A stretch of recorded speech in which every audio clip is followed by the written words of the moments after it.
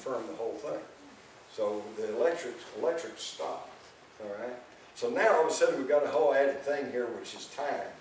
And if you'll think about it, those of you who've read the literature of the UFO researchers and experiencers, they talk about missing time. They say, well, I saw this UFO at 6 o'clock and I didn't get home till 7, but my house is only 10 minutes away. Missing time. That's because when they're in the energy field, time has stopped for them. And this also explains some of these people who claim to have been abducted. And they say, you know, I went to bed and I saw these things in my room, the next thing I know I'm back in my bed, but then they tell this whole long story about how they were taken here and taken there and put on the table and did all this stuff. Well, that's because they brought them back pretty quick to the time they took them, and there's missing time in there. So we've got time involved here. And so this leads me to the next story that I saw in the microfilm that really kind of, I think, tips us off to something.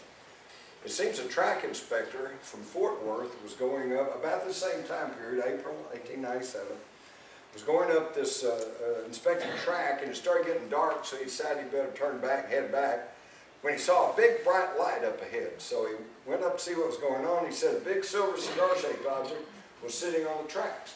And he said there was some crewmen around it in uniforms, but nowhere in the story does he make any comment about, apparently to him, they didn't look any different than anybody else, because he doesn't say that they weren't human or anything. It was just a crewman, and they were in uniforms, and he talked to the captain. And the captain said, don't tell anybody that you saw us, because we're on a secret mission. He said, oh, what are you doing? He said, we're going to Havana. We're going to bomb Havana. Bomb Havana?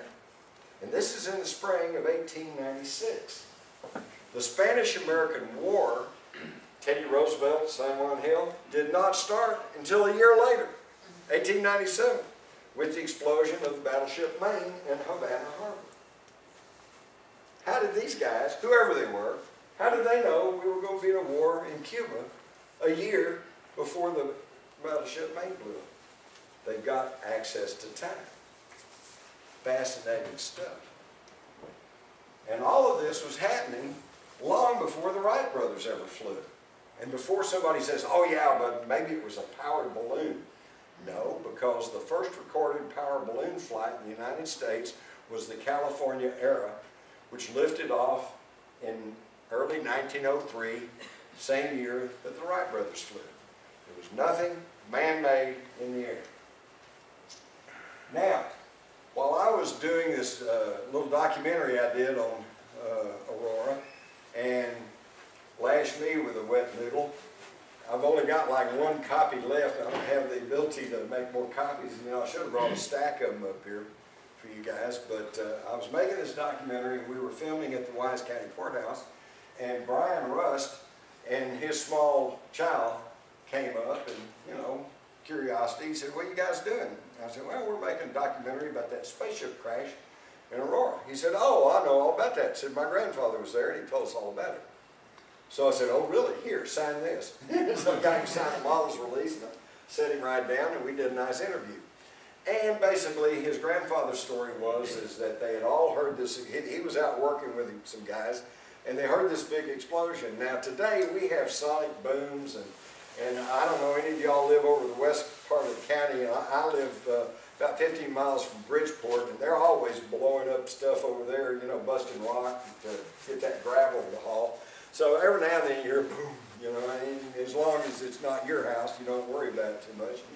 But if you think about it, 1897, they hadn't ever heard anything like that. And so when the ground shook and something went boom,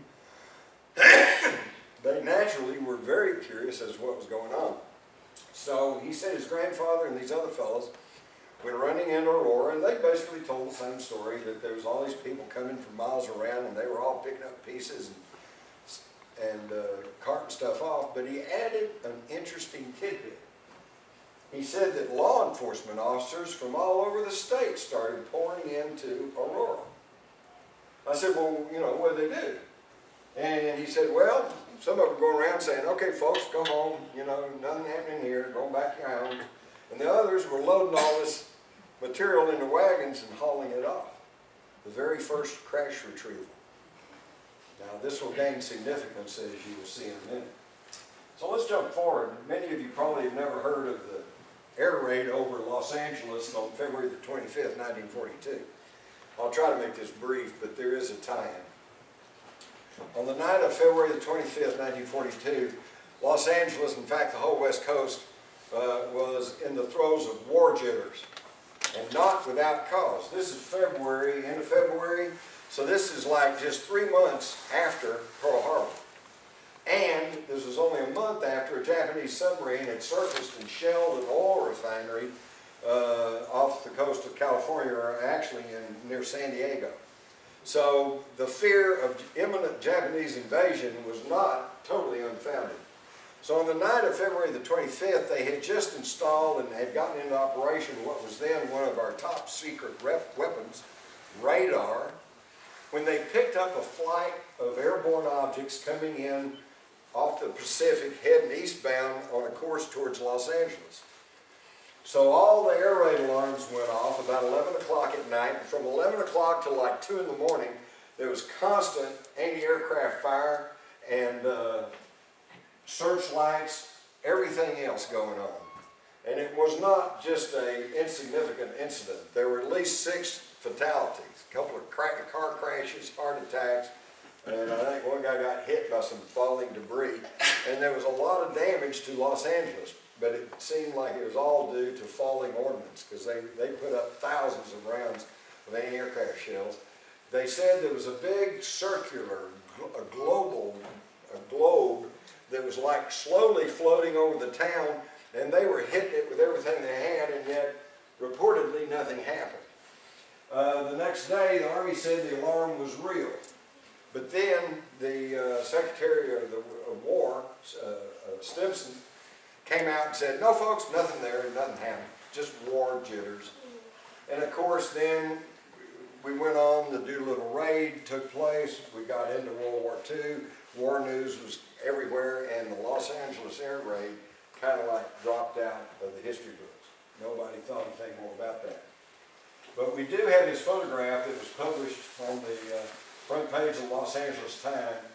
And now with the advent, and of course that doesn't seem to show you much, except they obviously were centering their searchlights on something there in the center of the searchlights.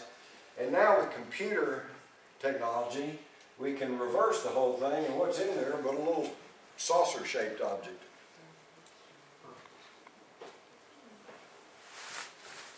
And we also now have this memo to Chief of Staff George Marshall by Franklin Roosevelt, who says, as indicated in my letter and memorandum to you regarding the air raid over Los Angeles, I have learned by Army G2 that Rear Admiral Anderson of Naval Intelligence has informed the War Department of a naval recovery of an unidentified airplane off the coast of California, unlike having any bearing on conventional explanation. Further, it's been revealed that the Army Air Corps also recovered a similar object in the San Bernardino Mountains east of Los Angeles, which cannot be identified as conventional aircraft, blah, blah, blah. So apparently they had their own crash recovery. They did recover some objects after the Los Angeles air raid that had no explanation as to conventional aircraft. Now it's really